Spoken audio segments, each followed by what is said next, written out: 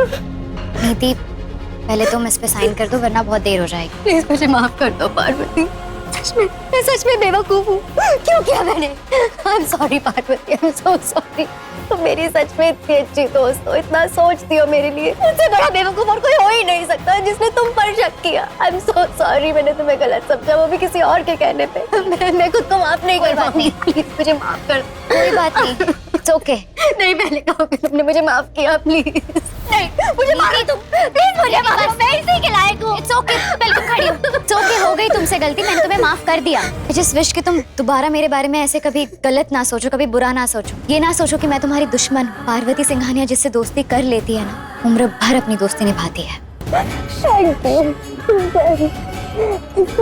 आज जिस तरह से अपने पैरों पे गिरकर तुमने मुझसे माफी मांगी, वैसे ही तुम्हारे हर गुनाहों की माफी तुम्हें मुझसे मांगनी पड़ेगी। परिणीति के आने वाले एपिसोड में एक अलग ही ट्विस्ट देखने को मिलेगा। यहाँ पर भाई नीति के सामने आ गया है कि परी नहीं पार्वती है, और यहाँ भाई हमने देख ही लिया कि राजीव किस तरीके से पीछे पड़ गया है अंबिका के कि नहीं मुझे पता है कि ये पार्वती नहीं परी है।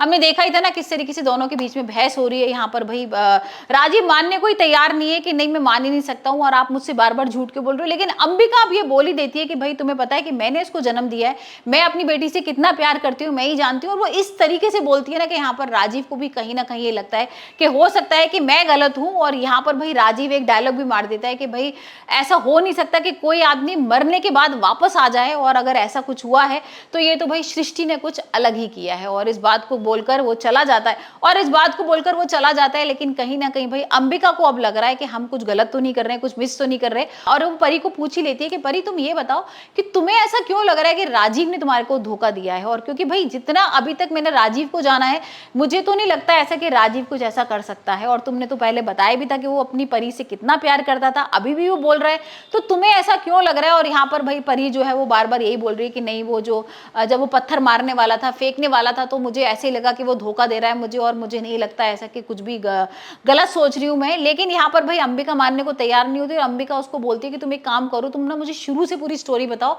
कि क्या कुछ हुआ था। तो देखते हैं भाई जब परी पूरी स्टोरी बताएगी कि क्या कुछ हुआ था और नीति ने कैसे उसको भाई बोला था कि देखो राजीव तुम्हें ऐसे बोल रहा है, तो हो सकता है अंबिका के दिमाग में वो चीज आ जाए कि भाई नीति ने तुम्हें बोला था इसलिए तुम्हें लग रहा है राजीव बेकसूर नहीं है। और जब यहाँ पर ये सच सामने आएगा कि भाई राजीव बेकसूर है, तब देखते हैं अंबिका और परी क्या करने वाले हैं। लेकिन अभी तो यहाँ पर भाई दिलजीत ने कर लिया है परी और राजीव को किडनैप, और नीति के सामने ही सच आ गया। नीति को उसने धमकी वगैरह भी दी थी ना दिलजीत ने कि मैं अब परी को किडनैप करके रहूंगा और मैं ये सच पता लगाऊंगा कि पार्वती है और परी है, और अगर मैंने ऐसा कुछ भी किया ना नीति तो तुम मुझे ना बहुत सारा पैसा भी देने वाली हो, और यहाँ पर तुम अपने जो तुम्हारा ऑफिस है उसमें मुझे नौकरी भी दोगी।